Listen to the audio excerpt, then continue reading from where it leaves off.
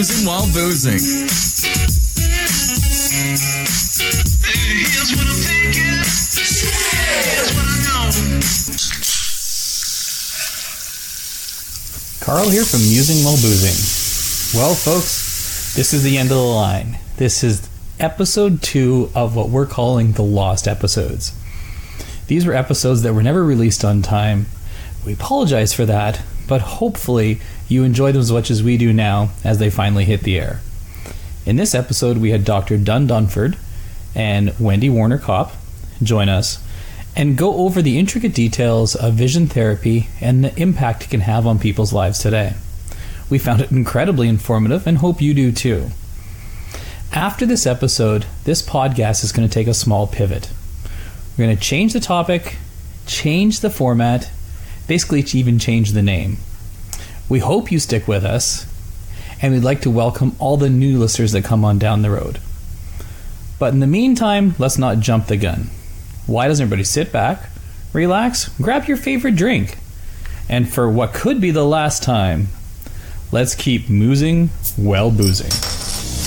Musing While Boozing, because the best thinking happens while drinking. Hot topics over cold drinks.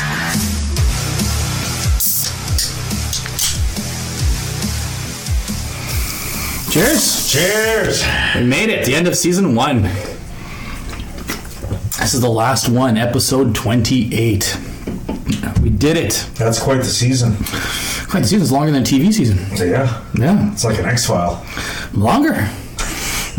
Like 4 more episodes. But it was fun. And to finish off our amazing season, we have our most honored guest here. We've been trying to book these 2 people for at least half the season. Save the best for last. Yeah, they said no, then they said maybe. There was rescheduling involved. They had to move around their crazy schedules.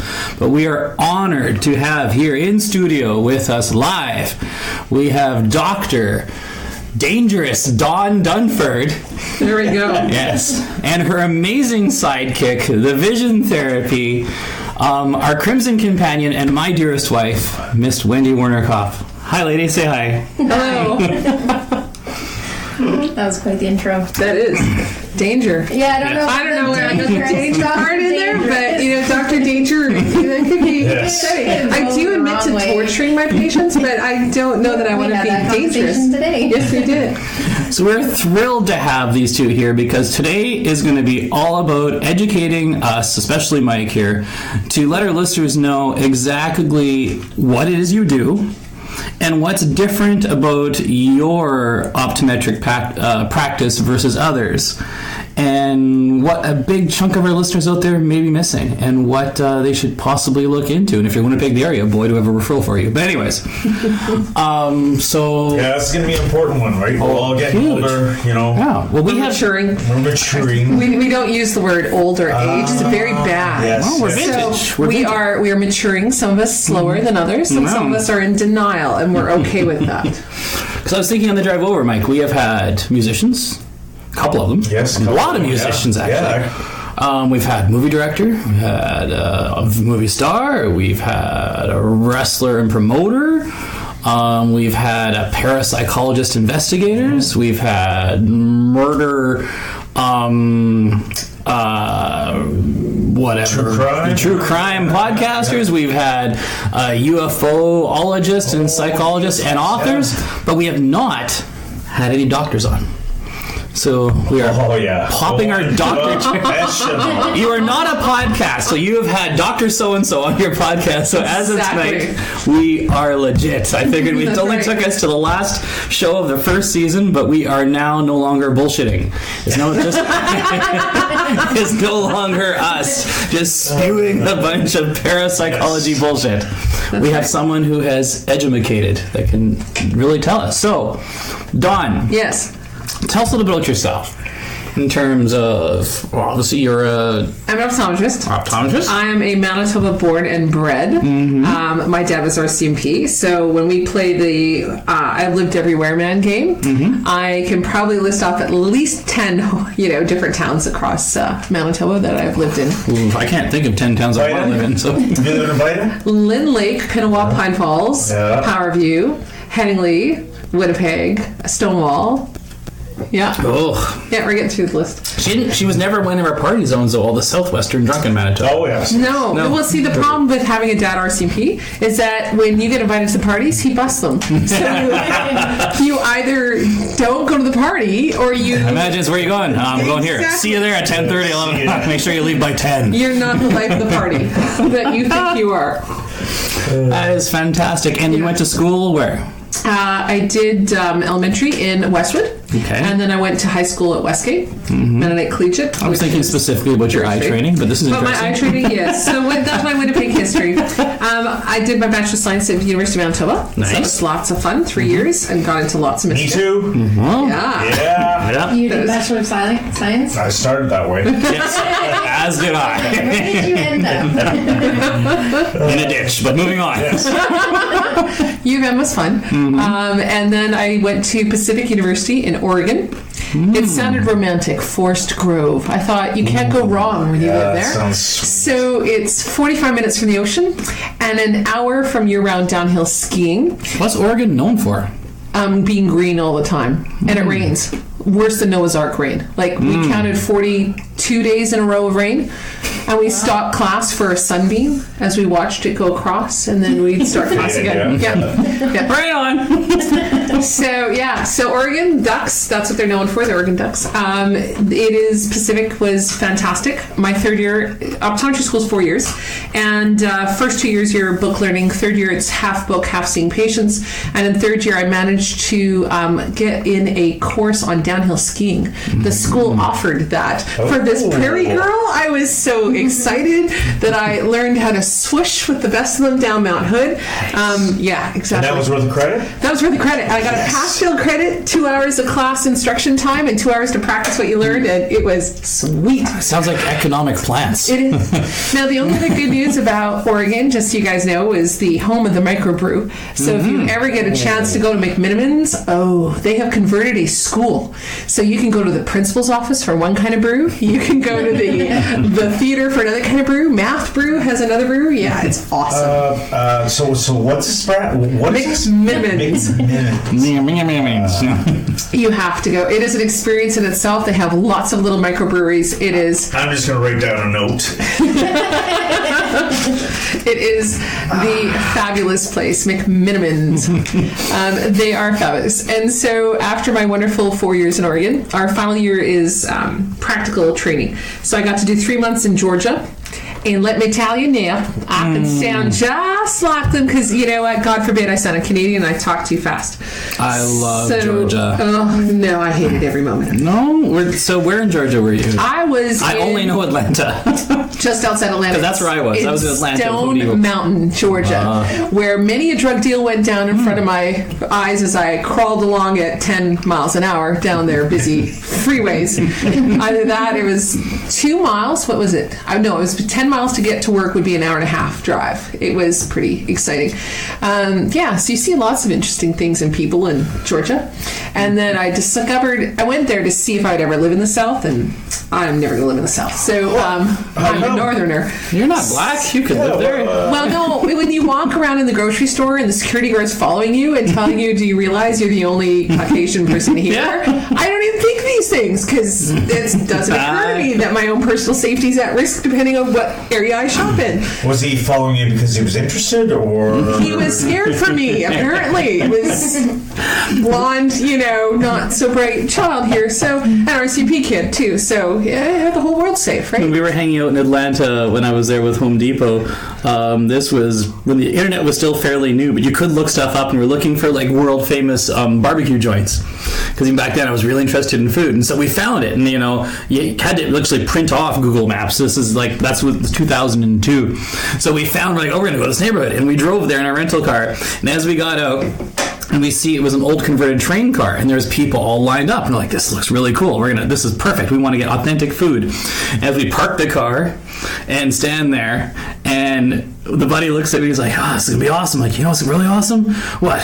There's like 300 people in line for barbecue. He goes, yeah, you know what else? We're the only white guys here. And the lady goes, was that your car behind us? And she's like, you're going to want to keep an eye on that. I'm like, okay. So we stood there, cash only, paid for our barbecue. There was picnic table. They were sitting there eating, and out. And best barbecue? Oh, it was fantastic. I mean, I've had good barbecue since then too, but at the time, yeah, it was incredible. It was very friendly, but yeah, we were in the hood of Atlanta, Georgia.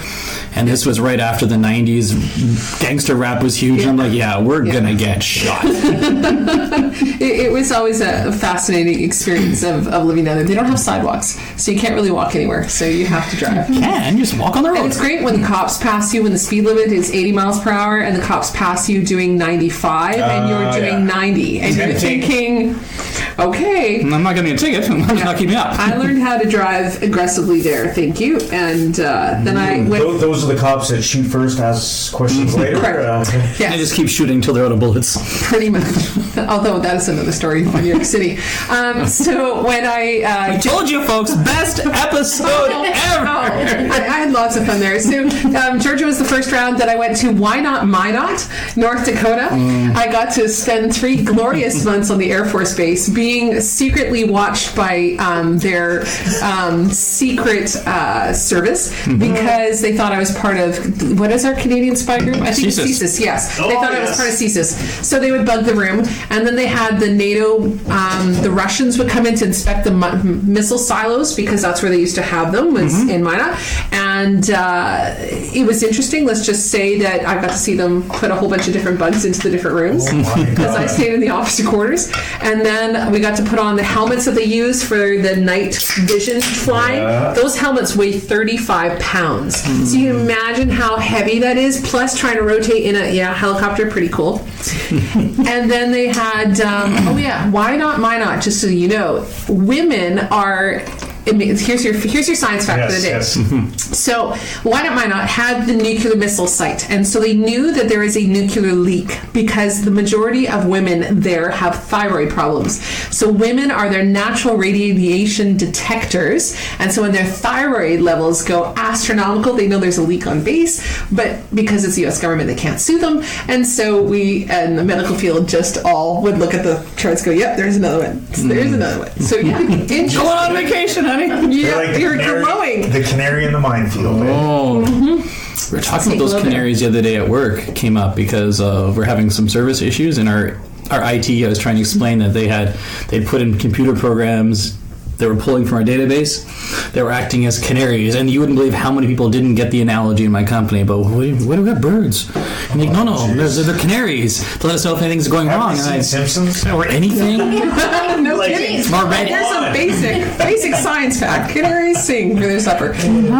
Yeah. So that's how you became an optometrical doctor, which is the proper way to say things, I'm sure. And then I did something really weird. I went and did a year's specialty training in New York City. And that is where it makes the difference between what everybody else does and what I do a little differently. So in New York City, not only is it like the best place to ever be, which I hated every moment that I was there because I missed my parties.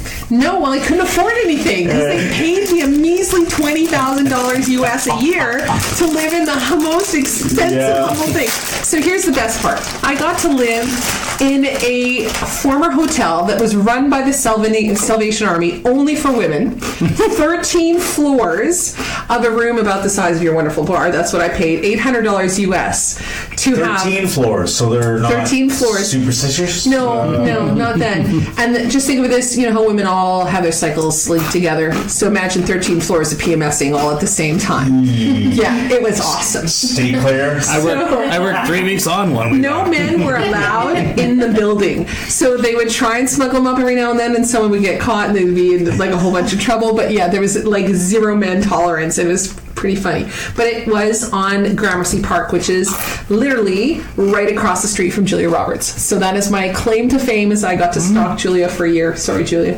If she ever listens to this podcast, well, there we go. I'm sure she does. If she ever listens to this podcast, There we go. I'd like to Just so you know, this Canadian girl was, imagining. Well, we have sent her a request to be on this show, but she hasn't replied back yet. I'm sure her agent's just cycling through a lot of emails right She's now. my favorite Trivial Pursuit answer for any kind of woman-related. Regardless of Julia Roberts. You need to go check the casting calls in Manitoba and reach out to whoever's filming in Stonewall and get somebody to come down to the podcast. Oh, absolutely. There is a movie going on in Stonewall right now. Smoky Mountain Christmas. So was it in New York? that you learned all about vision therapy? It is. New York City is where the gods all gathered and sit around and come up with these amazing ideas. And so I got to sit at the feet of the masters and the people who wrote all the textbooks, basically, because I couldn't ever read through a textbook. It put me to sleep by the intro. So I'd rather listen to the people than actually read about it. So what we do is a little bit of voodoo, so they say, but it's now all been scientifically proven, which has been lovely. So what we look at is that you learn to walk, you learn to talk, you learn how to use your eyes. So if you are struggling with your visual system, you may not even realize it's your eyeballs. So 80% of what you learn in school is through your eyes. Now, audiologists want to differ with that, but we're just going to say we vision people supersede everybody else, and we're ahead of them. So 80% of what you learn is through your eyes. So if you can't find your spot when you're reading, or you lose your spot, or things get blurry on you, or you see the words jumping around and moving on the page, are you going to particularly pay attention to what you're reading? Now, if you're a boy, most of them will do what? Disrupt the class. Become a little bit like Robin Williams and... No comment. Lots I had no problems with my eyes. So you think. So, the wonderful thing is these kids tend to act out, and they tend to be misdiagnosed as ADD, ADHD, when there's actually an underlying vision problem. So in England right now, in order for you to be diagnosed with ADD and ADHD, you actually have to have everything ruled out. In Canada, that is not the case. Yeah, we're a little backwards here, which is unfortunate. Yeah, It's I don't know if I'm upset or happy that we didn't have all those letters to diagnose us when we were kids, because God knows between the two of us, you and I went on a lot of pills. Now I don't know if that's a missed opportunity. Yeah, I don't know. Or if that, because we were on, starting by grade 5 or 6, we were on booze anyway. So I don't know if we just missed. But I was pill free for like 20 years, easy. I was pill free to cones, but I barely even took an Advil. Mm-hmm. Yeah. So kids or adults, so now there's a whole bunch of areas of specialty. So if you take what we do, working with children who have struggling at school, you can also apply that to people who've had a concussion, and when you can speak to that. What age does it start at? Well, some optometrists who specialize in this area like to work with the little ones. I like that when they can give me actual answers that I can trust. So I tend to prefer age 7 to do actual vision therapy. Yep. Prior to age 7, we give them activities and home stuff to do, and then the parents can monitor it, and then we see them fairly often. Prior to age 7, kids are full of shit. Totally. But, Yeah, I'm not going to tell the parents that their poor little kiddo is lying to me because, they're full of shit. There's things we can do, right? And then we go all the way up to all ages. I think my oldest patient in vision therapy has been 85. I have hope I'm gonna see. Yes. Well, the poor 85-year-old lady was walking across a parking lot and got run over by a car. And so she... Was it the Uber auto driving car in Arizona? No, that was brutal. So she ended up doing some vision therapy and did really well. Vision therapy, if you take what we do and take it to the elite level, there are actual optometrists for professional hockey teams and for professional football teams and for the Canadian ski team, because what we do is we train the athletes to see things better and faster to give them that extra edge. So if you're a downhill skier, you want to see the gates and anticipate which way your body's going to move. I'm already moving. You guys can't even see me, but I'm like moving through the gates as we go skiing with the little prairie girl who learned on Mount Hood, right? Like, so you watch the Olympics then? Just a little bit. Just a little bit, yeah. Just a little bit, yes. And watching shows is not good for me because I end up participating. So, so sports vision therapy is the ultimate level that they can do or take it up to. We don't necessarily do that much. We like to change lives through advanced vision care. Through advanced vision care, thank you, Wendy, my queen of vision therapy. She gets to work one-on-one with the patients and really makes all the gains, and I get to enjoy the fruits of her labor, and that is I get to see how much they progress, and then they do very well. We recover them. So you learn how to ride a bike. Once you learn how to ride a bike, you never forget. Sometimes it gets a little rusty, but you get hop back on that bike and you can ride it again. Yeah. Unless you've been drinking too much. And so Episode 2. Okay. Did I hear something Somebody's about told that? some rumors around here. Or just listen to the show. Which brings us to Wendy then. So Wendy, like she said, you get to work one-on-one with the patients. So explain to Mike, because I have lived through this. No, that's not true. I wasn't here in the beginning. But explain to Mike how you got involved in this amazing career, because it's obviously your path is a little different than Dawn's. You didn't go to Oregon. But how exactly did you end up here today where you are now a partner in a vision therapy practice? Well, I just was hired I was looking for a job as a receptionist, so I got very lucky and just kind of fell into the right situation at the right time. But, That's how the universe works. It is. Mm-hmm. It was meant to be there. But my journey to where I am now was a very interesting journey, because there was a lot of things that happened that I learned a lot from. But I've had, because of the way the courses are and the way we're trained, you meet so many people from all over the place. How does one become a vision therapist? You have to do, I think it's 2,000 hours in the vision therapy room with patients before you can apply for the certification process. And so to get there, a lot of people take different courses from different groups and just kind of build a base of knowledge. Most training is done in the office that has hired you. Like basic training would be done there. And then to get that, to be able to enter that certification process, you have to work for a fellow in the College of Optometrists in Vision Development. And that's because those are the people that have taken all the training, put in the hours, put in the time. Mike's currently thinking, what is a fellow? I know. Does anyone? What's up, Just fellow? some dude. I don't need an extra body part to be a fellow. That's the good thing. Hey, fellow dog. I know. So read my mind. I'm watching him follow you. He's like, I'm there. Oh, you have to do the job and then apply to the job. Okay, I'm almost there. Job, and then you got to meet some guy. Fellow. Yeah. Well, what are the technicals behind becoming a fellow? So you get your optometry degree, and then you practice a certain number of years. And if you take a certain number of courses, like she said, you can apply for this fellowship process. It basically means that you have taken certification. You have become a master of your knowledge. So just like when carpenters go through and they get their certain levels. You'd be like an apprentice, a certified apprentice, and then you get your papers? Yes. So we have a written, basically a huge thesis. So mine was something like 180 pages of detailing how we would treat different patients. I thought Don like this 180 pages. They're using really thick paper. It was huge. 500 sheets of it is like this. I was just like, you buy a bundle of paper. It was all course. Did it on cereal boxes. Millennials will have no idea what you're talking about. No kidding. It was hard. It was handwritten out, etched in blood. It was amazing. Then we had to do a written exam, and then we had to do an oral exam. So there's nothing worse than being grilled by people who are like the top in their field.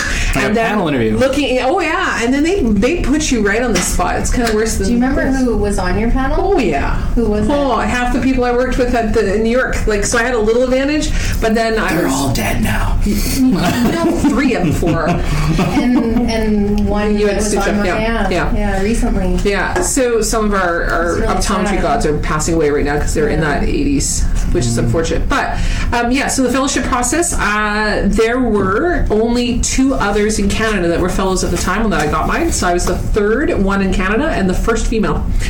So what year did you get your fellowship? 2004. And there was 3 in Canada. Total. And back then. So I know Wendy has alluded to this, and Mike, I found this really interesting. But so vision therapy in the U.S. is something that is fairly well accepted. Is that the very, very much so? Yep. And then obviously based on those numbers, insurance. Yep. Paid, and with the numbers you indicate in Canada, it is what could best be described as fringe science. Correct. It's an alternative therapy. Right there with palm reading. Don't really cover it. Like it's like acupuncture. Some acupuncture's covered. Your Manitoba health benefits definitely don't cover it, but some insurance companies cover it, and then we have like Manitoba Public Insurance will cover.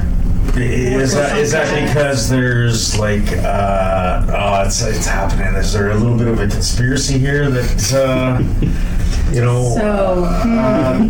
The issue. We want to discuss that. Well, no, because I do want to know, in your professional opinion, Like look at chiropractor, for example. how long that took. Manitoba is the only ones really who cover that, and it's kind of a... Well, they were the first ones. A lot of other places do now, but Manitoba jumped on board early, probably because of really good lobbying back in the day. Yes. So I want to know, in your opinion, Dawn and Yes. Wendy, what's the difference? Because from my limited understanding of optometry, but a lot of Canadian optometrists are trained in the U.S., or at least some of the best ones.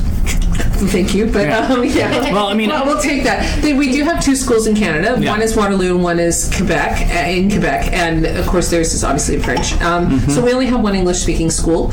The issue is that they don't teach this area very well at all. It's not a common area to look at. Most people are more concerned about if I have a red eye, if my eye's going to fall out of my head, if it's oozing, boozing, and crusty and nasty. Oozing, boozing. so that comes later. Yes, exactly. The after effects of the oozing and boozing.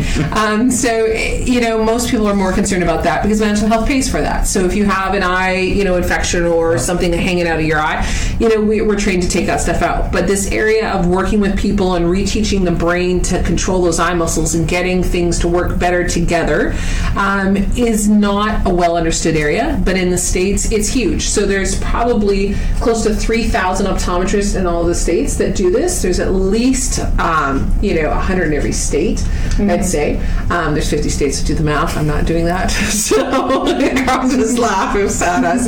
180 states. You can tell why I don't like basic math. So yeah, it's very common down in the States. It is covered by insurance for the most part. Up here, it's been an uphill battle. Manitoba disinsured it in 1989 when they disinsured eye exams for adults. So it is private pay. Why did that happen? They claimed that they ran out of money. Okay. So I mean, in our socialist medical, I get it. If it's not something that everybody believes in, this is the first thing it's not going to get paid for because everybody pays. correct. So if To think, like maybe I'm going to stir the pot, but to think that Manitoba Health believes that, say, chiropractic should be covered, but vision shouldn't be. Like 80% well, no, they believe vision should be, just not your hokey pokey vision.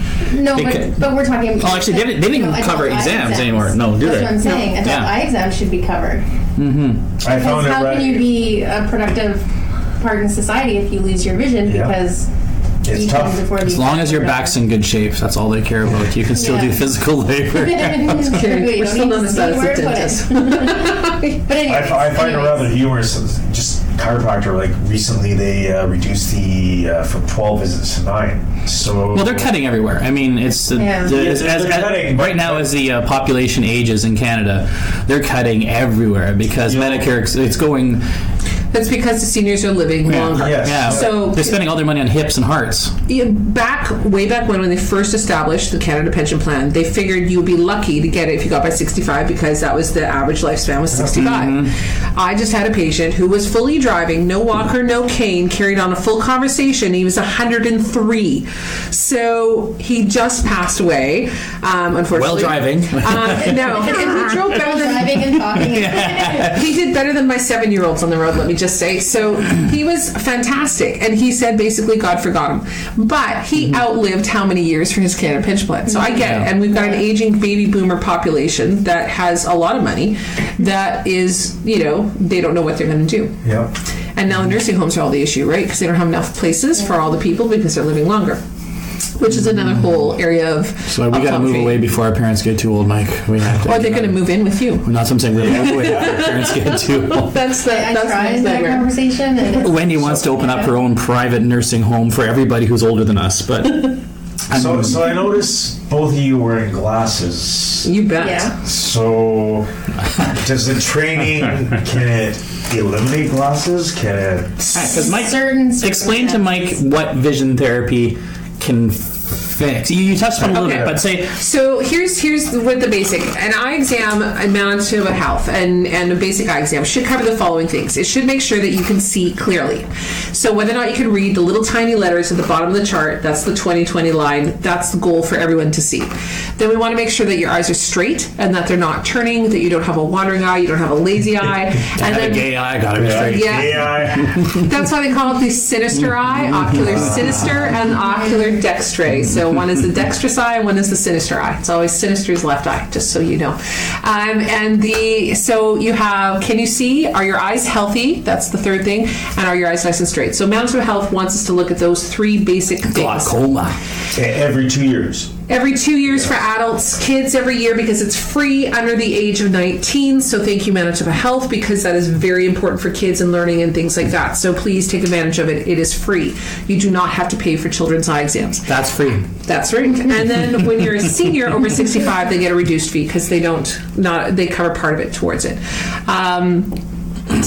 So for vision therapy, we look at three other areas. We look at tracking, we look at focusing, and we look at teaming.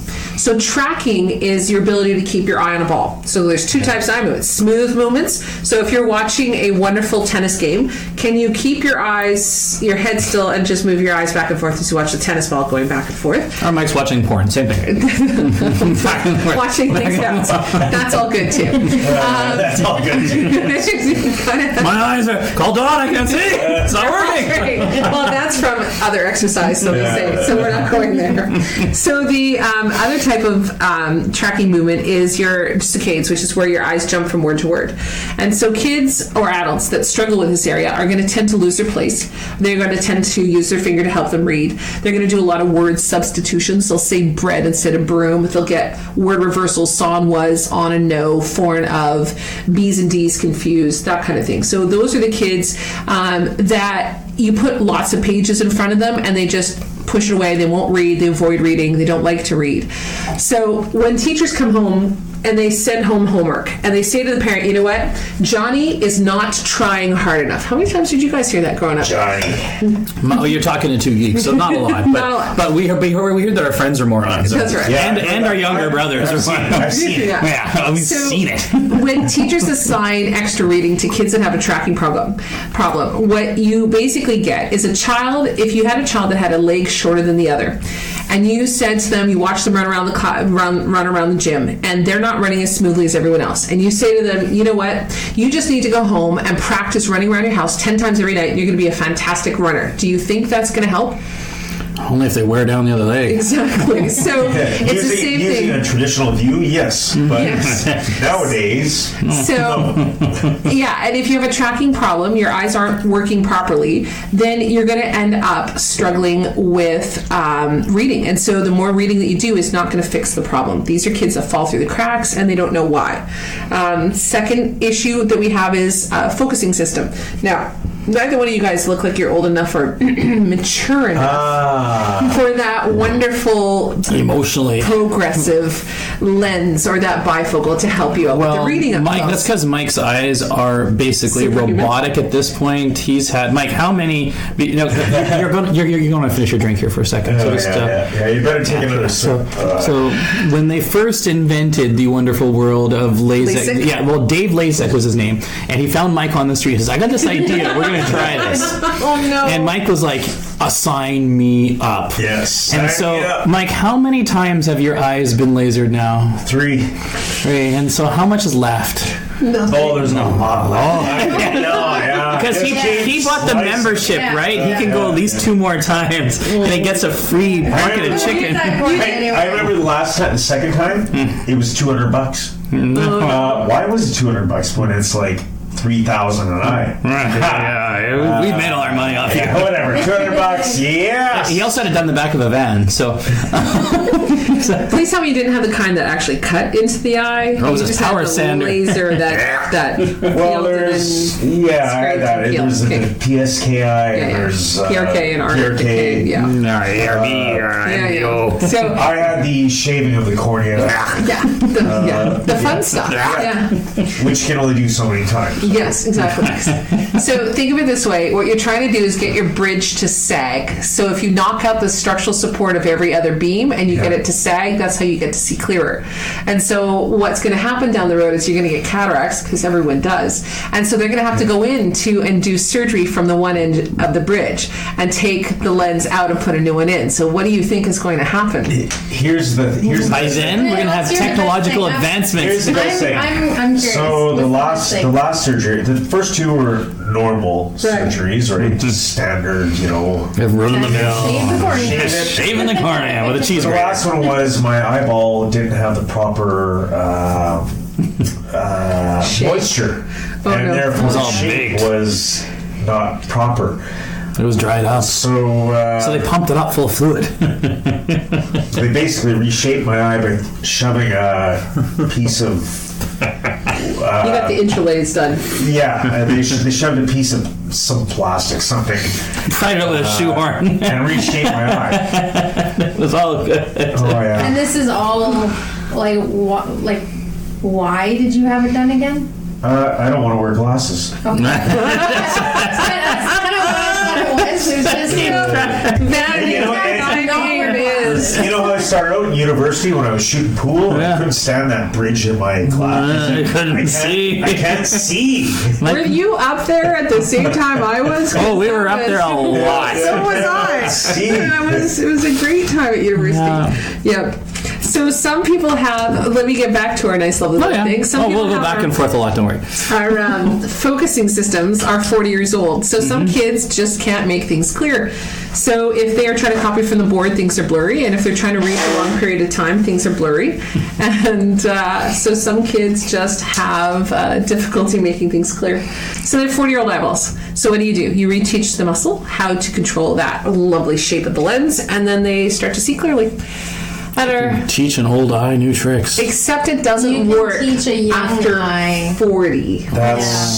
That's the problem. So for whatever reason, So here's the other It thing. depends. It depends. The surgery, they also say your eyes are changing after 40, right? So It's heavily degrading. they only guarantee, well, they don't really guarantee anything. But No, they just take your money. after 40, they say there's less of a guarantee. yes. Yes. So the issue is when you're 40, that muscle starts to die. Now, the problem is if you've ever seen a movie where at the very beginning you know the main character is going to die, but it takes the entire movie for it to die, then that's what happens to that eye muscle. When you hit your 40s, it still works sometimes. And it's highly dependent on how much stress and sleep and everything else you have going on. Can you But exercise it's it? still, no. Those baby boomers have tried everything. They've What's tried exercise, they've special tried about that muscle surgery. compared to other muscles It in your depends body? why you're not changing focus. If it's because that muscle is Yeah. changing Can't you and do can't exercises? No, Well, it's, it just You They call dies. it autonomous, like you don't have a lot of control over it, right? No. Like, Well, you have some control over it, but the problem is they haven't figured out what makes it keep going. So it's just like the muscles just keep stiffening and then they just stop working altogether. But it's a 10, 15-year process.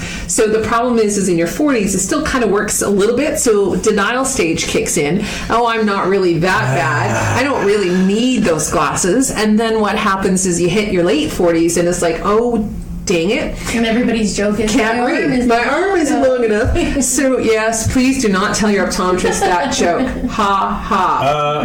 We've heard how that. old are you? We need all your stats. That's a direct.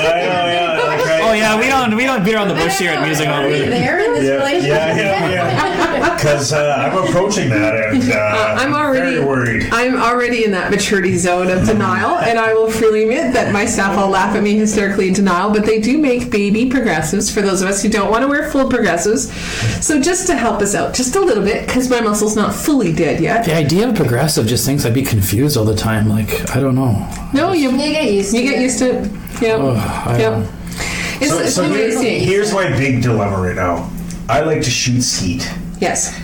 and I thought this laser eye surgery would solve my problem. Because he thought he would have lasers coming in his eyes to track the skeets. Yeah, actually, it was great because after the surgery, I had like 15, 20. yeah, I had like an evil eye vision. I'm like, fucking yeah, this is great. And then it just faded away, and I'm like, no. And I asked the guy, I said, can you not like Star Trek my eyes? Like, is there some kind of? And he laughed.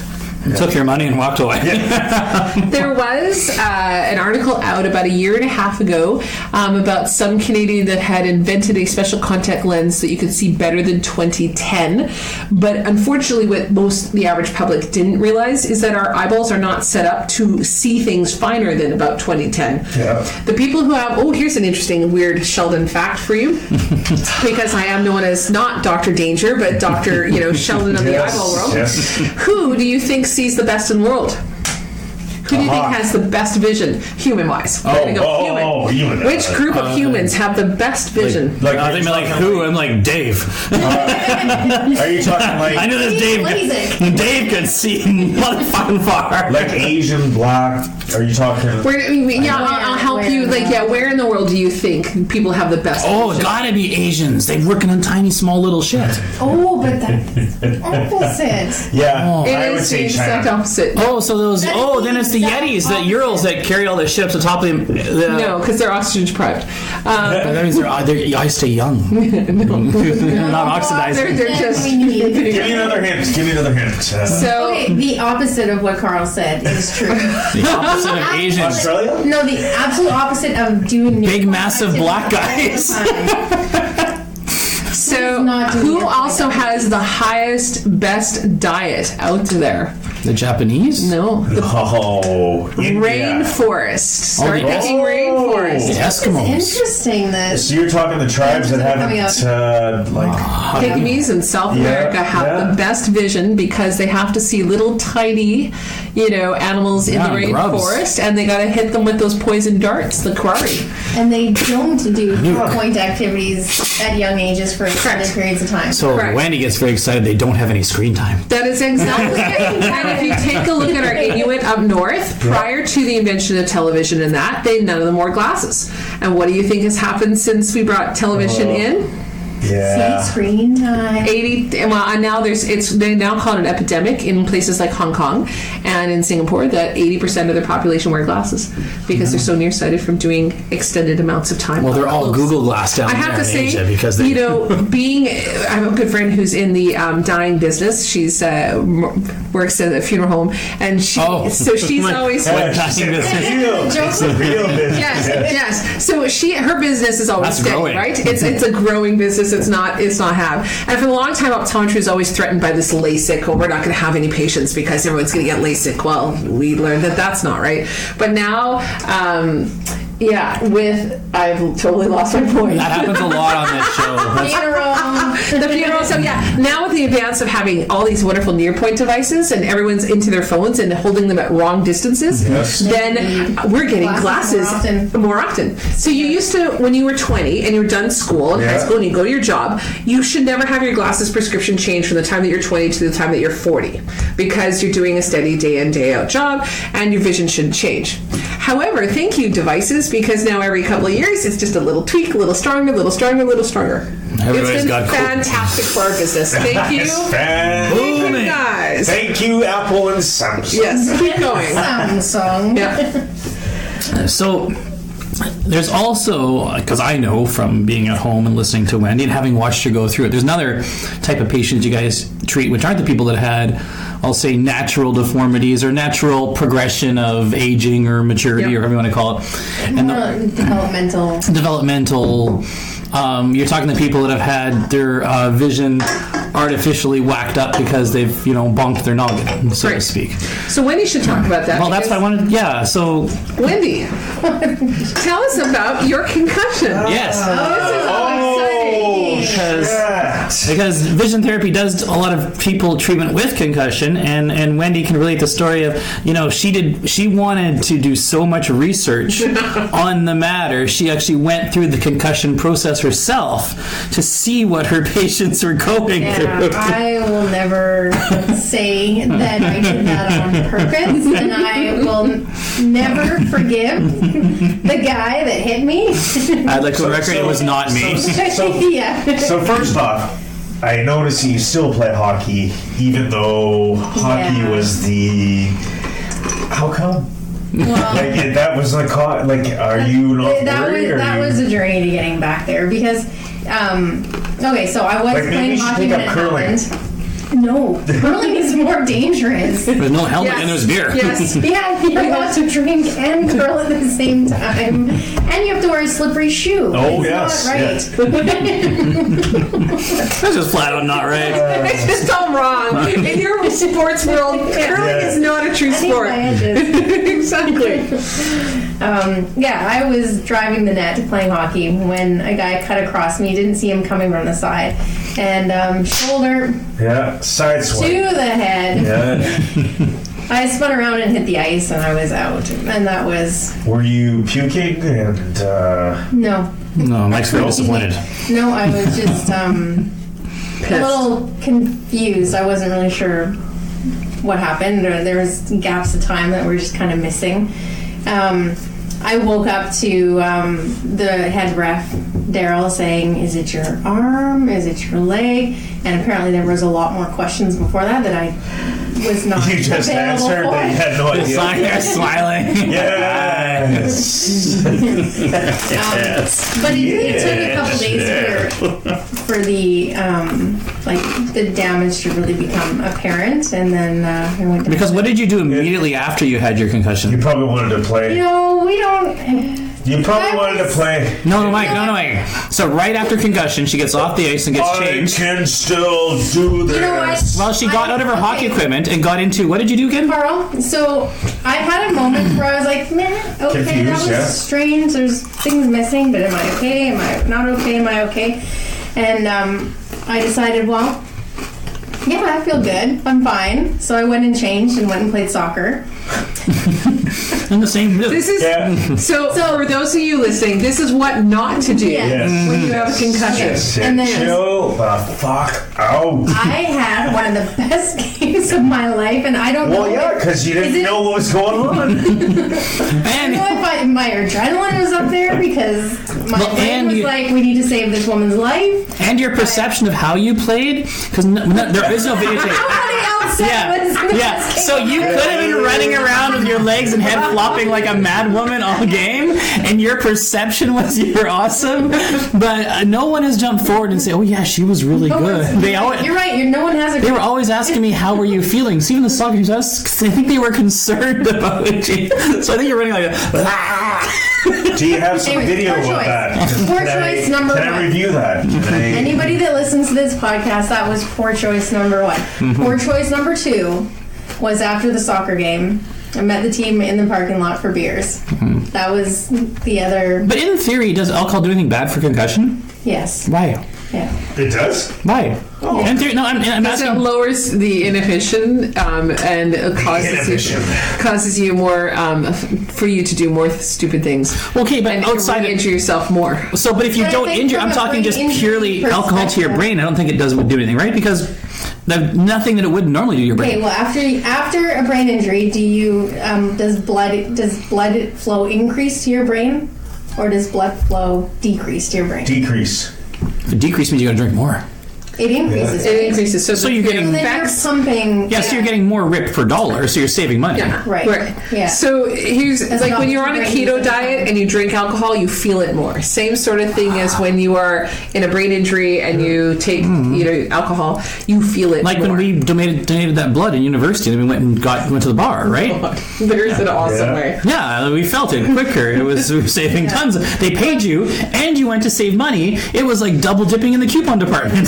The difference is when you have an injury, blood is flowing to that area, right? Yeah. To help and heal. And so it's not just like, oh, I'm getting drunk sooner. You're sending toxic stuff to your brain that needs to be, it needs more oxygen and needs healing, right? I'm curious. Be curious to see if it does any actual damage to it, or it's So- just I don't know. But So Wendy, so you did two things that you shouldn't have Yes. done. yeah. So the proper protocol after you have a head injury is Chill out. Leave Sit the down game. and chill out. ice your head. Chill out. Yeah. So if, Winnie. Chill. Here he comes. And just chill. relax. Just chill. But how long should you be chilling out for? so is the if question. you have Probably a like a concussion, you should be out for 2 weeks, and 2 then weeks. you can do a return to work. Return Out for to sports, but are you learn, supposed to be in return bed rest for sport. 2 weeks? You're So- supposed to be out of those situations for 2 weeks, and then I was just Yeah. saying it's a return to work, return to learn, return to play protocol. So step one, you got to make sure that you're okay. If you're okay, then you go to step two. But you don't just dive back in. I'm not worried about getting Right. back into sports, but I thought I No, picked up on part of your school conversation and was that everything, Carl. you said the old view was just lie around and do nothing, and that Yeah. you're saying now that there's The first 2 weeks, you should be taken off of everything. Yeah, no devices, no TV, no How do those football players come back in a week? Sleep. Because look at the football players' brains after football. God. You're saying there's a problem? Because it's the NFL. Yeah, it's the NFL, and they're getting paid how many millions to perform? I remember the boy, he used to play hockey lots, and he had 2 significant concussions where he was puking on the ice. Yeah. And they said, if you have another one, a third one, you're out. Playing. You're out. You're out of it. So there is definitely some. So you gave him. Yeah, I agree. Like so you gave him Dramamine before. My decision to return to play would be and he refused to bleed. He's like, "Oh, I'm fine. And we're like, "You're only like 8, and you've already had 2 serious concussions." Oh wow. So had domino effects on him. So after they've had 2 go weeks, hard. it's the key is that after 2 weeks of rest, then they go back, gradual to work, gradual to learn, that kind of stuff. They can go back to doing some sports, maybe not an active game immediately, but that kind of thing. You want to return slowly. If there's symptoms of a concussion, which Wendy, I want you to get into some of your symptoms. If your symptoms of a concussion last past 2 weeks of recovery, then you're in a whole different ballgame. 80% of people, their concussion is fine, they recover fully, they never have to come see us. But it's for that small amount of group of people who continue, who've gone from doctor to doctor to doctor, and they can't find any reason of why they're struggling with what, Wendy? Well, okay, the most. I can't see. So everybody has a different way of explaining it, but very commonly, you can feel dizzy. It could be a spinning dizziness or a slow wavy dizziness, headaches, chronic fatigue. You might feel like you're living in a fog, or you don't quite have your feet on the ground. Disorientated. You can get feel twisted. Yeah, I feel twisted. So is that like an ear or an eyeball thing? Like combination. Well, often it's a combination, yeah. And so that's something really important. Yeah, nauseousness, forgetfulness, light sensitivity, sound sensitivity. They will not be able to go shopping, and I know that's devastating for some women, but you cannot get into. They'll walk into Superstore or they'll walk into Costco and they have to hug a pillar because it's too much sound, too much motion, or too they're much possessed with the attitude of pole dancing. I must dance. The easiest way to think about it is you have filters that are working so that your brain is processing certain types of information, and some of it you're just kind of letting go, right? But if those filters drop and you're flooded with all information and you can't deal with it, you can't sort it, it's overwhelming. So if you have a concussion, is that called a panic attack? No, that's a different ball. Oh, okay. So people that have had a concussion, then can they sometimes always see their nose because that filter goes away? What filter is that, girl? I don't know. Explain what you're talking about. That was on MSN today. Oh, it was? Well, okay. I just want to go back to like me. So the podcast always goes back to me. He was the one that was haunted. He's the one that wanted to be in a bed. He's the one. I have had 3 laser eye surgeries, and I still have an issue where I have a hard time seeing. One eye is weaker than the other. It always has been. It's got to go for some more surgery. Weaker. But when I'm like a deer, when I'm looking at something, I can't really see it, and so it takes me a bit of time to focus in on that. And I want to shoot the skeet, but I can't because it takes too long for me to focus. Sounds like you need some vision therapy. It's gone. It's gone. Is that a vision therapy problem that can be resolved, or is that? Is Mike signing up right now? It might be. Have you ever worn contacts? I used to. Okay, you might just need a little tiny prescription to help you because you know exactly how far you and the skeet that's being shot is roughly, right? Like anything, it's over 20 feet. You're not shooting at something closer than 20 feet. You are as an intruder. Mike thinks he is. So that tells us it's your distance eye. Because when you shoot, you only use one eye. You're not using both eyes. You close one eye. Well, I try to keep both open because that's the professional way of doing it. But yeah, ultimately, you do better with one eye closed. Yeah. So it's the same thing with when you're doing archery. Archery, you've got your head to the side. You're only using one eye. Yeah. So you just need to have sharper vision in the one one eyeball. So then you would just need a nice little contact lens. You need a monoscope like wear Mr. a Peanut. You can't wear a monocle. Although they I do don't make want them, but it's hard. glasses. Is there? Can you? That's train, why contact lens. Can you train my brain to like? Make it It's so clear? it's so little. Like it's like Your brain is- 1.25. Like is there when you weigh? Oh, that's not so little. Oh Jesus! Like is there any way to So, train that out? If you were 20 again, and you were between the age of 20 and 35, and you have a small prescription, about a -2 or lower for 0.75? nearsightedness. So if you were tiny, under that -2, and in that age group, then yes, we could do some vision therapy to get rid of glasses, because that's what I did in optometry school, and I didn't have glasses until I hit my late 30s. However, you have reached that maturity level where that eye muscle is dying. Remember? We're unique. Conversation. Yes, and so it's like watching the main character die. It's going to take forever to do. So, yeah, that muscle's not working, which means that you need to correct it for distance. To correct it for distance, you have two options: glasses or contacts. Contacts sound better. That's the only way, because you've already messed with your eyeball technology's 3 coming, times. Mike. They're coming close to. They're coming close to like these Now, like, if I wasn't implants. with it, would it have had a different scenario? Do you think? Oh, yeah. Or potentially like no glass, no. What no you glass, would have enjoyed is the situation where I am, where you are nearsighted and you take your glasses off, and the whole world is your oyster up close, because it's beautiful and you don't need a bifocal, because you can read without your glasses. You can see everything nice and clear. Yes, but you wanted your perfect vision for distance, I did. and now you are. I didn't want that. You know what? Your glasses are nice. Mine had a big bridge. Oh, listen, I had They have different styles. That's right. They had ugly and uglier when we were growing up. That was pretty much it. It was either brown or black, and they were big. Wait, wound ones. And sometimes they had paint speckles on them. Yes. I remember that one. Yeah, that was the big in. Well, it sounds fairly important to me that this should be something that's talked about in school. Wow. I agree. Like, if you can avoid that. 4 kids. So 1 in 4 kids right now will have a vision-related learning problem. And here's what's really interesting. You take that 1 in 4 kids and you watch those kids go through, and you go and you check your juvenile delinquent population. 80% of juvenile delinquents have a vision-related problem. Yeah. So Which I think we've always known that, right? Like, we've always known that there was always, like, just because they sit in the back or sit in the front, like, move to the front, like... But why is that, right? Why are they juvenile? We didn't want to believe it. Those are bad seeds. Yeah, we didn't want, we always you're said that. That was 100% wrong, Carl. That was the easy way of saying it, right? Throw a peanut at your face. That's a terrible thing to say. It's because they weren't helped when they needed to be Yes. helped. And how many kids are told that you're stupid, you're not trying hard enough, you're just dumb, what's wrong with you? Just our kids.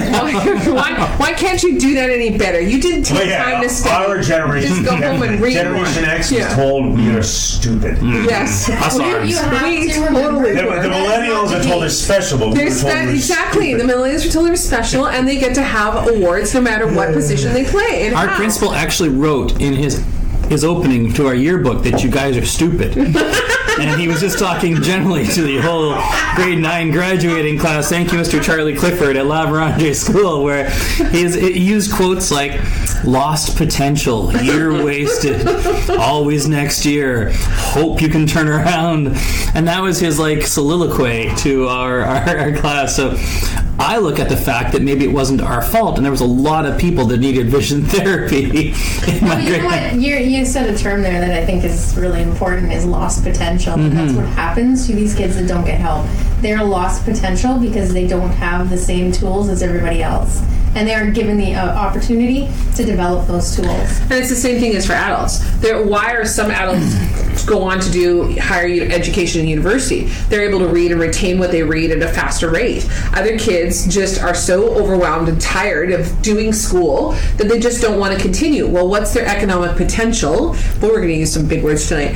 Of someone who finishes high school and says, "Forget it, I'm done." What is he going to earn? I don't think he's going to be the next Bill Gates. Versus the person who's gone to university and done the Asperger's. That's what Bill Gates degree. did. He just I know. finished. He I know. didn't go to university. Actually, But not every kid is he gonna did be Bill Steve Gates. Jobs Yeah. or But how many people did it take to Wendy, do become you like want to that? try? Oh, I'm good, thanks. all right. So you're working through your post-concussion patients then, Wendy, and then I guess can you tell our listeners a little bit about what's that like in terms of, how someone shows up to see you, and then maybe some of the progression they did, and maybe talk a little bit about what you actually, because our listeners are still listening, and we haven't talked about what you physically, we can do this, we do this. What does, obviously we're in an auditory forum here, but talk us through what some of these exercises are so that people, because that was my biggest challenge when you first talked, was like, so I get it, this is where your end goal is, but what do you do? But before you do this, so hold on, Mike. Right, we should probably go back to LASIK and Mike said, should we turn this back to skeet shooting? So is there at some point you can somehow avoid detrimental damage? To what? from what and to what? Can you From a concussion? can you train it out? Can you Train what out? Train the can you train the damage out? Like what damage? I wore glasses. The first surgery was good. I did wear glasses, but could that have been trained out? And I would never have had to have had that surgery. Like, could that be... Depends on how high your prescription was before you went and had the surgery done. You can't magically make the eyes better, Mike. Yeah. So the issue is when you're nearsighted, it's that your eyeballs are too long.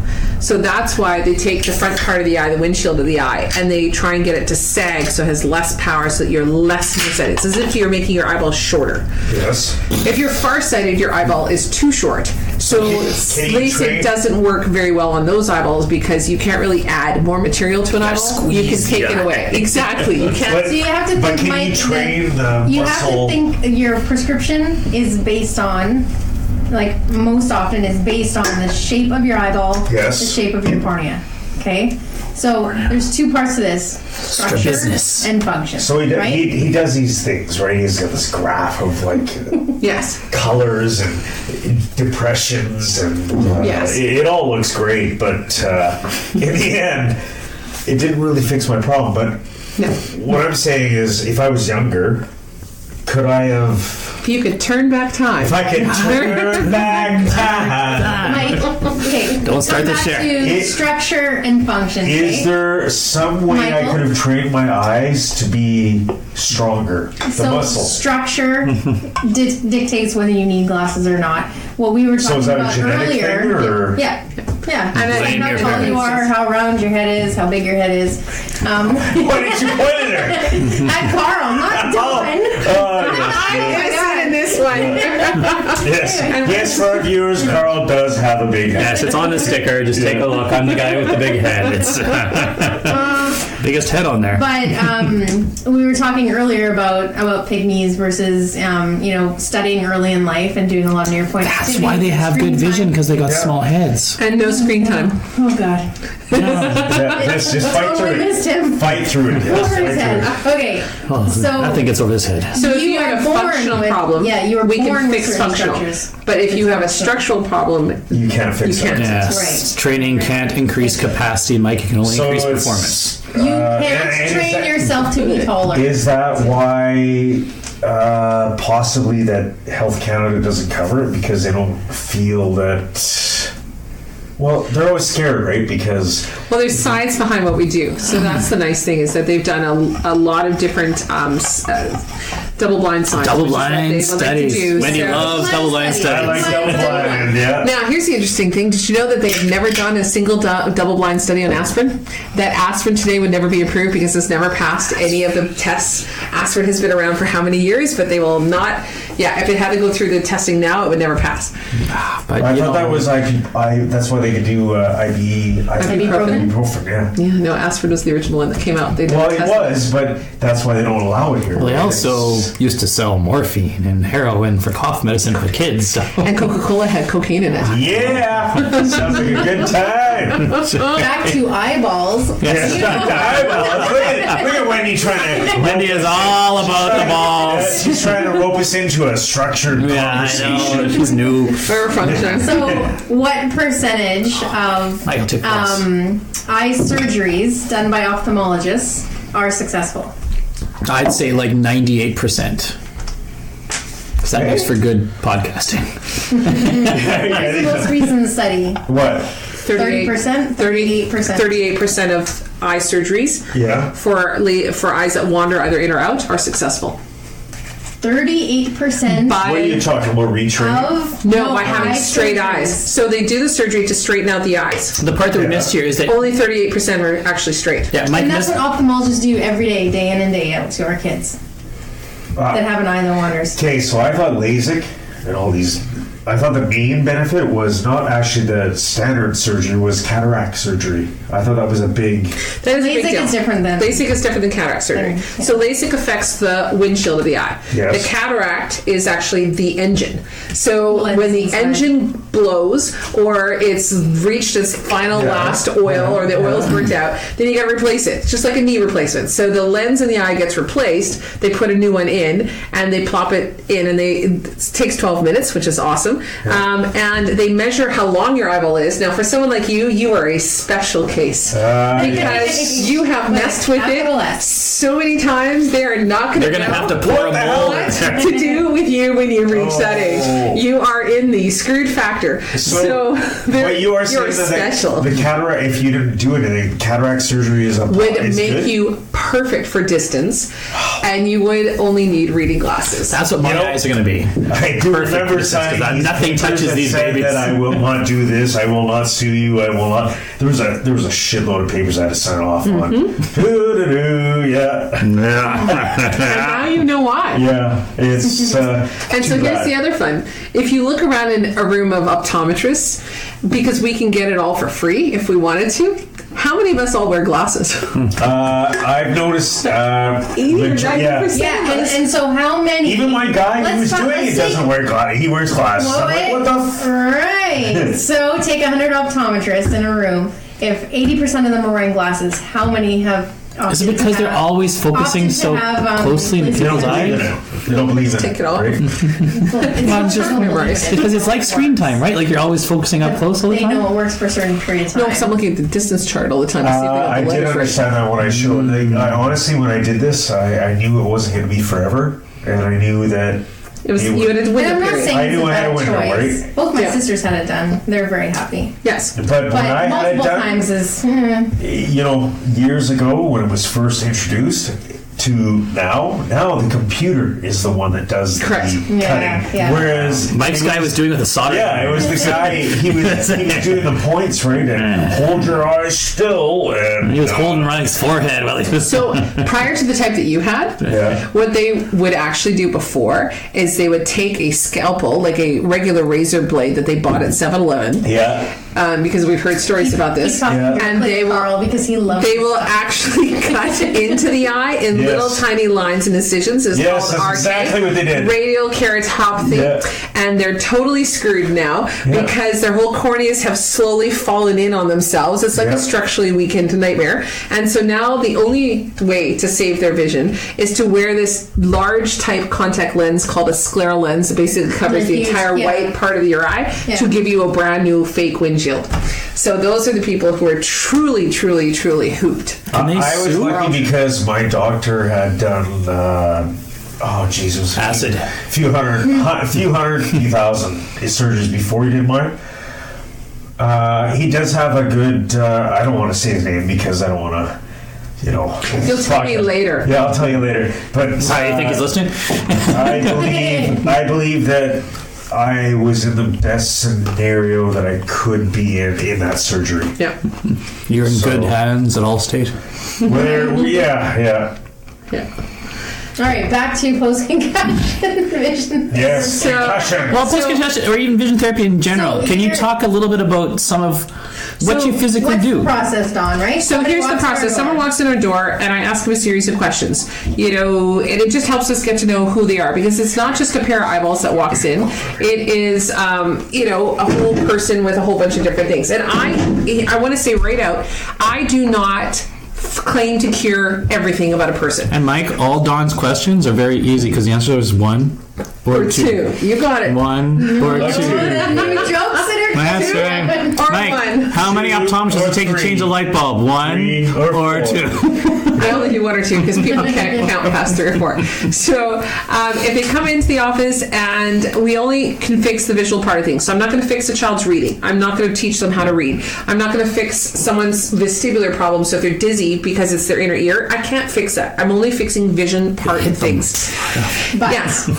also making sure that it integrates with the Correct. other senses. So we do make sure that ignore the other senses, but we open. we the will doors refer and you out to other integrate. places. So you come in, we do a basic exam, make sure everything's functioning the way that it should according to what Balance for Health pays or doesn't pay, and then we bring you back for an hour assessment. So then I get to really, as one of my wonderful patients said, you make the brain do push-ups. So we basically Pencil measure. push-ups. Oh, that's another fun one. We measure how well your eyes move together. We measure how well your eyes coordinate together, how well your eyes focus together. So we all have standards Do you depending have on your special age. equipment for that?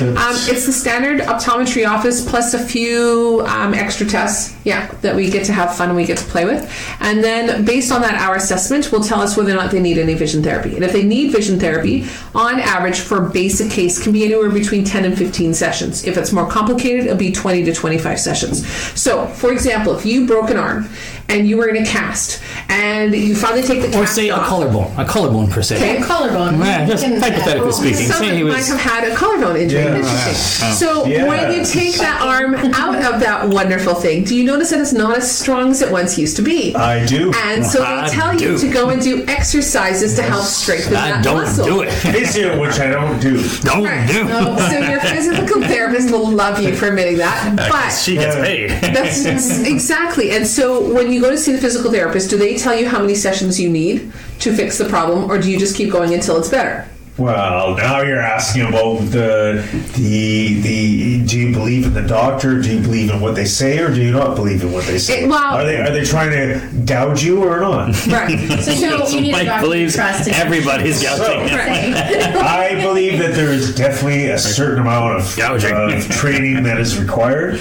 I don't believe that all of it is required, but But it also depends on what your optimal function is, right? Yes. Like if you were a high-end tennis player, you would probably be taking Get more better. physio and taking more exercises in order to make sure everything is equal and functioning optimally, right? But if you just are lifting gears and I don't. There's no easy way to answer this, right? Like you have to know your body.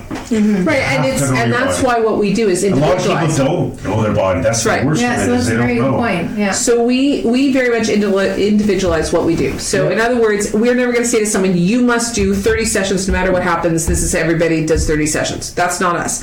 We tailor it to the person, and we also check you halfway through. And we say, okay, here's where our symptoms were. Here's what we're doing now. Okay, so here's my big question: is how do you guys? How do you get this approved by Health Canada? Is there any way to? National Health won't pay for it. So they pay out of pocket. No, he's like, how are you going to change that? How can you? Is there any? Not you two specifically, is there although any- Wendy would try it. Is there any way you could change that? Like, No, until the premier's child is hurt or injured or has a concussion, and they have to go through the But why therapy. though? Like, I get what you're saying, but Because Don, why? aren't you a member of, or a very important member of the COVD Canada? The College of Optometrists and Vision Development. Yes, apparently I am. She's in charge of all the VD in I Canada. am The the VD. I am the president of the Canadian chapter of the College of Optometrists and Vision Development. First my Canadian other- national president we've had on That this. sounds like a cult. It does.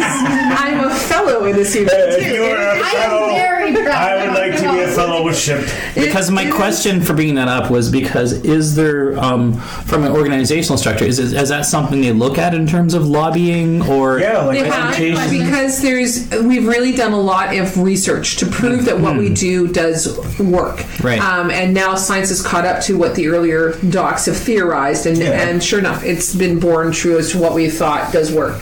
The issue is that there are only so many healthcare dollars, and they don't see the benefit benefit as because there's such high need, like 1 in 4 kids we know has a vision problem. They don't see the benefit of integrating this into schools or having this as a program done. So it is for parents who are seeking alternatives. They know that their kid's smart. They know that when they talk to the kid that they're smart, but they're just not doing well in school. And is it attitude or is it aptitude or what's going on? And a lot of times it's an underlying vision problem. It doesn't seem right. Like Mike's going to write a letter. Yep. And I mean, has anybody tried recently? Because you know how Mike's writing a letter tomorrow. You know how trends change, feelings, all that stuff. Feelings. You want to hear how lovely our current Manitoba healthcare system is. In Swan River, where I have my other office, we're a small community. I like Swan River. We are 5 hours away. I wish I could live there. From the wonderful city. Yeah. So that means I triage a lot of different eye problems. So if you have any problems, generally I'll see you after hours, or you get something in your eyeball, you're out doing grain 24 hours a day. Have you worked in the hospital there? Well, here's our fun. Thank you, Mike, for treasuring that. I've probably seen you there. So the fun is now I am banned from the hospital because I am an optometrist and I do not have hospital privileges. So when the local doctor calls me up and says, hey, I've got someone in palliative care or they can't get out because they're in the rehab system, I want you to come into the hospital and tell me what's going on with their eye or see what you can do to help them. I'm not allowed to go into the hospital anymore, thanks because they changed the head nurse.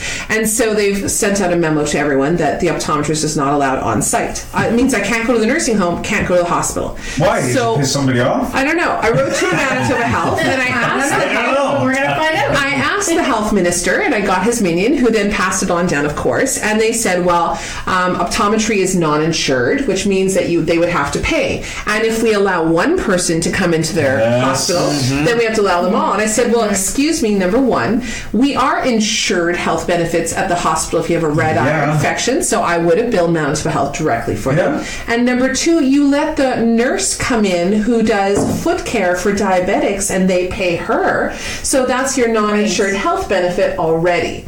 And how does that prioritize? How does that prioritize? Where I could go in, save the family time, money, energy, and instead of shipping the poor elderly person who's stuck in a bed to my office, which is literally 2 blocks down the street, versus me walking over to the hospital and seeing the patient there, bringing my equipment, not bothering staff time, not taking staff time, which would make sense. You just go for a visit. Well, Who's the fans being on the property. Who is the health Who's minister? the health minister? I don't know. But hello, Mr. Health Minister. We would love to have a meeting with you. Yeah, podcast. Thanks for getting on. And so, it is the most frustrating thing when you're in a small community and you want to help the people there and save them time and energy and their family time and energy. And the local doctors want you there to fix this problem because they don't want to go in and do eyeballs. That's not what they spent 4 years learning on that one body part. They would much rather pass it off to me. And then if they need further, then I can refer them out. But that's how lovely our system is for health dollars, is that I sent my response back to the health minister. Kevin Gortson. Yes, it has been crickets now for 3 weeks. We have heard nothing from them. Look at this guy. I know. I don't trust him.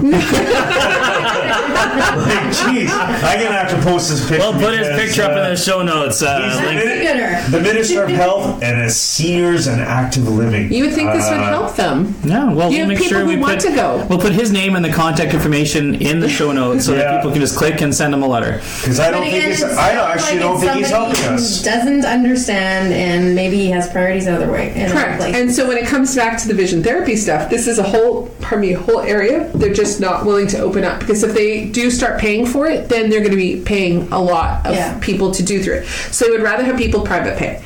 I have no problems either way. If they come see us, they come see me for the assessment, then they go to see Wendy, and Wendy gets to work one-on-one with them. So just like you go to physical therapy and you do certain exercises to help strengthen your specific muscles, we teach you how to use your eyes in better ways and more efficient function, right, So Wendy? unlike physiotherapy, though, it's a process of learning to use your eyes and see a So what would a typical, because I know it's about an hour to see you is what you book, so probably 45, 50 minutes of activity, maybe less, I don't know, with some discussion and learning going on, but what does a typical session involve then? Or run us through a session today, not saying any names, but in terms of what were some of the activities like that you would take a patient through to help them get along their journey to get things back in sync?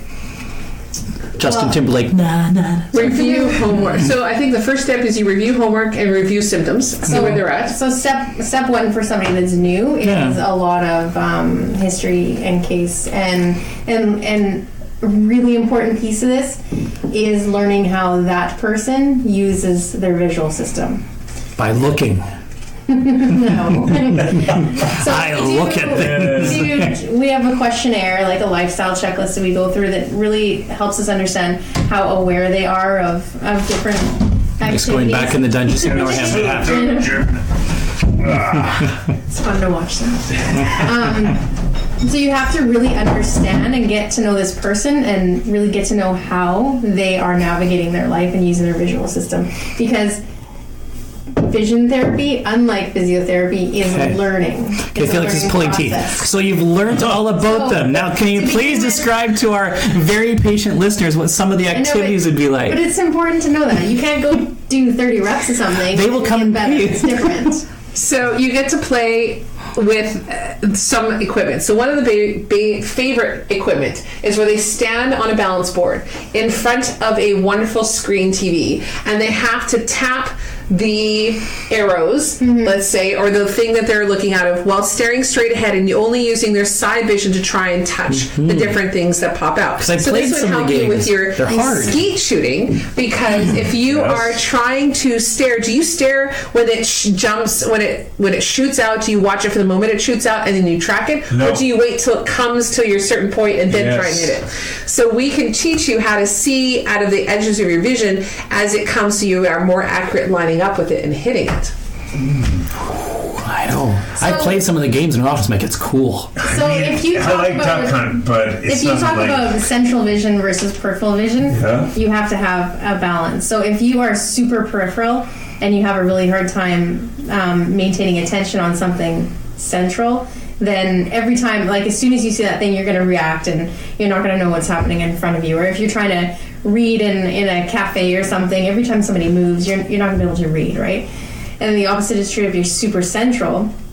And the skeet shooting example, if you're really fixated on something straight ahead and you don't know what's coming until it's right in front of you, you're also in trouble. You're also in trouble if you ride a bike and you're not very peripherally aware.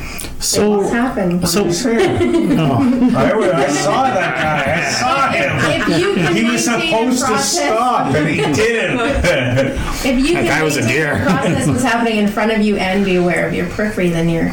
So what type of activities would you use then to help someone, say, like Crosby takes a elbow to the head like you did and goes down, and he comes in and you've diagnosed, you know what he is and stuff, and you're getting through it. Again, you're talking about training your eyes to see, but what for someone where it's just a mess? So you've had some of these patients come in. What do you do with them to help stabilize things? So you have to take it all back down to the basic foundation. And that is working on eye movement control. So they would try to keep themselves still as possible and to move a very slow moving target in front of their eyes. And they track it with their eyes, trying not to move their head and trying not to wince in pain and trying not to scream out that it hurts or it's double. That makes sense. Very Extremely sore. painful Okay. for these people. So do you use this like VR? Do you use like what kind of technology? Or do you see There that are coming down in the future? that is coming down in the future. They are looking at doing some VR stuff. The problem is that there's a mismatch in virtual reality between your focusing and your teaming system. So people are either blurry or they're double, and they're not getting that quite right, that system. And that's also with computers. When you're working on a computer, your focusing system isn't where it should be, and so that's why people have so much computer eye strain, also known as computer vision syndrome. So they need glasses to help them with the computer stuff. See, it's a conspiracy to sell glasses. This is what you really didn't know. That they I knew it. There are a lot of different computer programs. There's different computer things, iPad things. They have stereo. They have the 3D depth perception stuff for your. So stereo vision is the 3D stuff. Very much free space. We should be living in. We do live in a free space world, except when we have our eyes. What do you mean faces. free space? We need to be Are you able a to. hippie? We need to be able to, like she said, use free space to figure out where in space. So what that means is we don't want to hook you up to a computer and leave you in front of the computer the entire time. We want you, because you walk out to a supermarket, you walk out into around your house. Yeah. Hopefully I buy my groceries online. And clothes, exactly. I met my wife online. I hear you. So did I. No, not my wife, my spouse. We're very open to that here at Musing While Boozing. It's Oh, he'll shoot me. So we want you to be able to function out in the real world, not just in front of a computer. So that's why a lot of the activities that Wendy does is out in the real world kind of activities that you would do. But it's more teaching your brain how to respond to that, so you don't duck every time you hear a loud bang, and you don't, shy away from those kind of things. Get used to doing the movements, get used to processing the information, and it's really important with post-concussion that it is integrating with vestibular. So, I just want to go back to, there's 3 of you over there, 1 of me here. You guys met somebody online? All of you? Well, 2 of us met each other. So, You know what? Here's the best. I met him. I started the trend because we've been together 16 years now. Oh. We were early adapters. What was the service? They were so early, there was only 2 people on the system at the time. That's pretty much it. It was so bad. Frank, no. Frank, no. Frank, no. Ben, yes, thank God, there's someone new.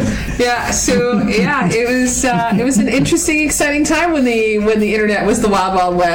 Probably still is in a lot of ways, but I am so out of touch. I support technology, but I don't use it. And now I realize recently, oh my God, I'm so out of touch. But it's called being an early adapter, right? Are you going to be one of those that's ahead of the trend? Are you in the trend? Are you behind the trend? So I happen to have been ahead of the trend when I found my spouse, because the traditional methods, when you come back to Manitoba, they just suck. It's the bar, or everyone's already hooked up, they're already married, or they already have their spouse. If you've gone away for schooling and you come back, the ones that are left for a reason. Yes. They are untouchable and undesirable. So let's just Palomino. It is. I couldn't go there because that's where all the RCMP guys would go and hang out, and I'd get reports back to my father. No, so no, live in that. I space. know. That's just this. Okay, talk about haunted. That is going to be the world, the most haunted spot. They threw salt on that ground. Though we had some priests come by. No, they got some sage and incense and some The best part was, I'm like, how did you guys get away with having a bathroom in the basement where the stairs are 100 stairs down? They were awful. Everybody's fucking pissed. So that's where we got most of our concussions from, right? In that generation. Yeah. No, apparently that's where most of the hauntings were. No, gonorrhea. No. Yeah, 1 out of 3 cases from gonorrhea came from the pal or something. Oh, yeah. Yeah. I don't even know this. I don't know. They'd ask people where they hung out or where they would encounter their so-and-so, and it was they traced them back to 1 out of 3 in Winnipeg was coming back from the Palomino or something. Just so you know, you can get gonorrhea in the eye. Just so you know. Yes. Not based on what I've seen some people do with their eyes, I can believe it. Yep, I've had that fun of not catching it as the diagnosis. You're just a diagnosis. That was not lots of fun. At the party where the guy says, I've been STD-free since 2003. These are the questions that optometrists dread asking. Are you constipated? Because we never want to know that. We never want to know the answer to that. Why? We'll just tell you. Because if you have a little bruise in your eye, that subconjunctival hemorrhage, where it's that red spot, it's from either coughing too hard, sneezing too hard, being constipated, or lifting something heavy. And I don't want to know which of the 4 you were doing. I must have those red spots then. You're never constipated, Carl. You've never had to use a muscle in your life. No, but coughing and the coughing and heaving and the the throwing up stuff, seeing the red spots in your eyes. Yeah. I bet you I'd blown 1 million blood vessels in my eyes. So that one's the awesome one. And the other less favorite thing that I have to ask is, are you sexually active? I do not want to know that. If they have a red eye that has not cleared up with antibiotics and it's only in one eye, it never goes to the other eye, That's gonorrhea? That is gonorrhea or chlamydia. Whoa. So I caught a teenager. Mike's like, holy shit, that's very good to know. The family Mike's doctor, look into people's eyes. the family doctor sent it over. He couldn't figure out why it wasn't responding to antibiotics. It would not get any better. And I took one look at it and went, I know what this is. And I had to ask the question, are you sexually active? And she goes, yes. Big and I time. went, thank you. And I called up the doctor and said, okay, do a swab. And sure enough, he's like, well, how do I do a swab? Because they obviously didn't go to school for this. So they did a nice little swab in the eye, sent it away, and it was gonorrhea. And so he did one shot in the ass, and she was perfectly fine. It cleared up the next day. He could not believe it. If she would have taken one shot, she would have taken one shot in the ass. She wouldn't have got the gonorrhea, but that was the problem. I've got lots of great I'm stories. shocked. That's just. There's lots of really good stories about things we've Don't worry, seen. Mike, they burnt people the do gonorrhea wrong. out of your eyes. I've learned something very important tonight. If you walk around and see one person with only a red eye and one eye, and it's been there for a few weeks, you gotta I've wonder. been to fame. We got famous there. Oh, well, that's really interesting. So I knew- there is so much more that we could cover. What would be a highlight? What is something very important? I think it's important because you asked us a few times, and we did answer, but we also got off track a little bit. That happens. But the programs are really tailored to each person, and so Don already talked about your basic areas, your eye movement skills, your focusing skills, and your eye teaming skills, and we go through that with everybody on different levels at different speeds. And we're changing the activities, like we say we're turning up the burner setting or uploading, downloading. But it's a very personal journey for everybody, but those are the three main areas that we work through. What is interesting is the life-changing part of it. It is taking a child, for me, one of my first patients here in Winnipeg, he was in grade 8, reading at a grade 3 level. Yeah. He was told he was the stupid one in the family. So he would go to the library and he would practice reading grade 3, grade 4 material, and he just couldn't get it. He wasn't doing well. He was going to flunk out. And he said to Mom, as soon as I can quit school in grade 10, I will be quitting school. I'm going to work at McDonald's the rest of my life. Mom is heartbroken because she's a secretary at one of the schools and has done everything for this kid to try and get him to learn to read. Goes through the vision therapy program and graduates and does phenomenal from the therapy program.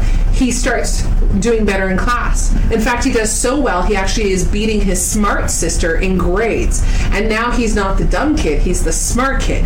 So he graduates high school, and from the pulpit as they walk across in the convocation, they can say a few words. And he actually thanked me, which still gives me chills to this day, for changing his life, because he would never graduate without Should have sent the having had sister this too. life. Well, yeah, but she was mad because this dumb kid did better than her in some of the The grades. potential was not lost on Correct. the kid. And so because he went family on did to do something. 2 degrees at Red River Community College, which is fantastic because they thought he would end up working, blue collar jobs. So when did you identify that?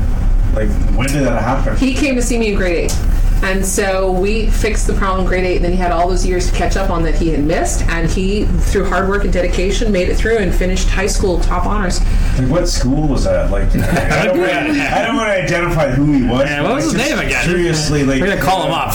It's the west end of the Winnipeg, yes.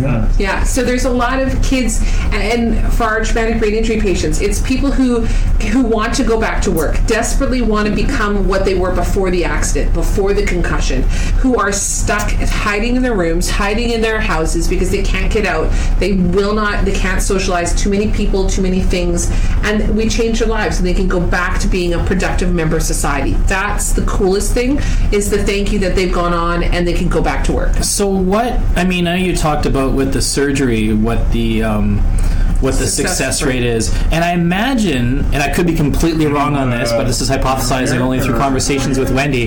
I imagine that the success rate between what Wendy calls normal vision therapy and TBI vision therapy, which I imagine be very, not random, but more journey and a wider range of results. But speaking on, I guess, if that is 2 separate areas, what's the success rate of taking like the kids who just have the tracking problems And then maybe you can talk a little bit what you guys have found success rate with the people that have, had their head cracked.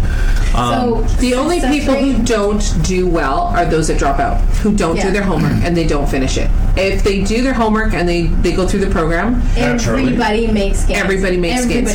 It's 100% of the time, every time. I still don't understand why this is part of the school system. Although I shouldn't say I don't. It is in the Ukraine. It is in the Ukraine. Do you know what else they do in the Ukraine? Make pierogies. Programming. It's actually introduced grade 4. What did you say? Programming. For computers. Yep. Logic. Well, our kids do We had it in Germany too.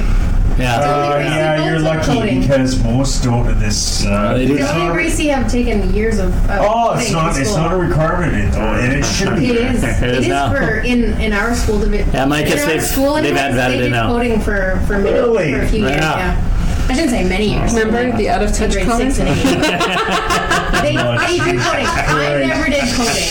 And I'm not generally quick I read shit. I tell you, I read stuff. I never did. But I've seen things, man. in my kids' class. I remember doing flow charts for computer programming. You start, if this happens, then this happens. Flow chart. Did you remember those guys? we did programming to go in that, right? It wasn't a requirement, right? Like I chose to go in that. So for the quote-unquote regular, so even all the, I guess if you've given enough, so is it an open-ended time thing for these concussion people? Because I know, when you've talked about some frustrations you've had with some patients in terms of getting things to move along, but it's a journey. At some point they plateau. Yeah. So at some point they will plateau, and that's when we release and go, okay, you know what? You need more time to heal, or you know what? We've done as much as we can on the visual system. Now you need to go here and talk to the dentist that specializes in the jaw positioning. Yeah. So, or you go talk to the person who handles the dizziness, or you go talk to someone who handles the stiff sore back muscle aches from whiplash. Your herbalist. That's another one, or the dietary stuff. So you can go. That is an important key to this too. Yes. That a brain injury, it's a brain injury. So you're knocking off your hormone sensors. You're knocking off your nervous system, right? And it affects all different areas of your life. It's not just vision. It's not just cervical. Yeah. It's not just vestibular. Ever. It's a combination of things. And it's the fight or flight response on steroids, right? So they don't know which way they need to go.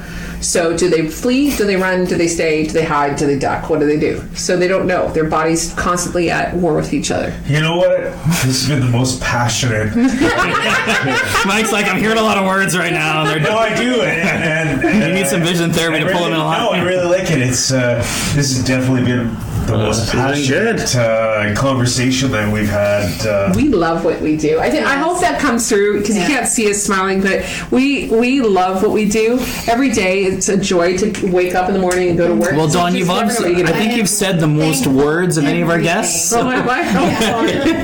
I am thankful every day that I have the opportunity to do what I do. It's the first, it happens. I talk. The first guest I couldn't keep up with verbally. It's like, I'm exhausted. Oh, yeah, look at him. You crushed it. And it's great. I'm tapping out. It's a great, final episode for you guys. 28th, you finish on a high note with somebody about talking. Season 1. We made it. So you got to have us back at the end of season 2. We will. We can tell you all the newest adventures that we have. We'd love to hear how things are coming. Ben down to the dungeon here.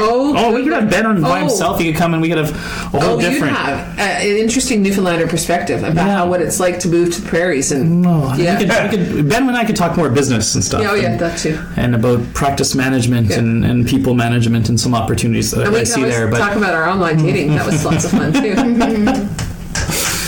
Well, Mike, what do you think? I just poured stout, so it was a good. While yet. Yeah. What else do you want to talk about? I don't know. I think. Have we done we've done a good season? Oh, yeah, what do you figure? I think we're good. I think we're done. You guys are very accomplished for season. It's fantastic. Yeah. You went from how many listened to you the first time? 1 to 2. 1 or 2. And I'm not that or 2. You're not sure, eh? Well, can we go back over that again? Cheers, everybody. Cheers. To all the people that followed us through on season 1. Stay tuned. There'll be more coming. We're going to do a best of run here, so you see some of our favorite episodes pop out, but we'll also throw a few bonus ones in there summer. Mike and I will load up the hopper, and we'll do this all again. So from us to you, keep musing while boozing. This has been an MKCast production. Here's what I'm thinking. Here's what I know. I'm thinking if I take another drink of whiskey, I'm gonna wake up on the floor. Here's what I'm thinking. Oh, and here's what I know. I'm thinking it's a damn good day when you're drunk by noon and passed out by 4.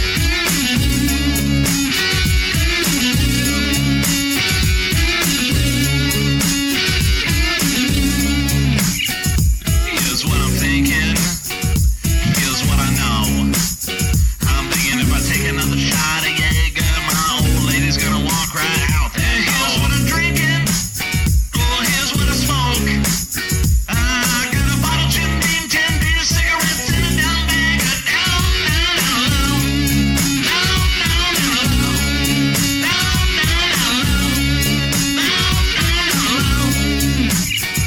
Here's what I'm thinking.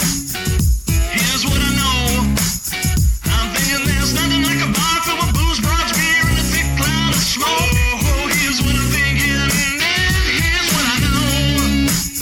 I'm thinking this chick next to me chugging beers at the bar's gonna put on a show.